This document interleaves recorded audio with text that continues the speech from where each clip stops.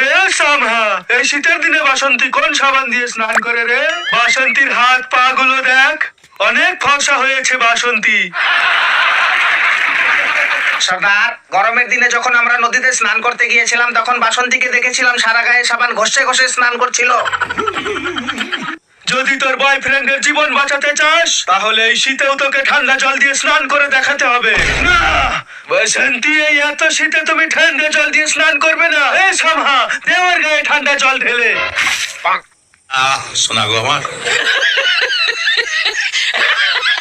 শোন বাসন্তী, তোর কাছে দুটো অপশন আছে, হয় আমাদের সামনে নেচে দেখা, না হলে তোকে ঠান্ডা জল দিয়ে স্নান করতে হবে। আমি বললেও করবো না, আমি এদিকে ভীষণ টাপ।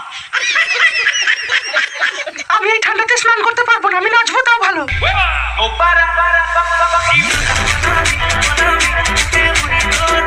Thank you.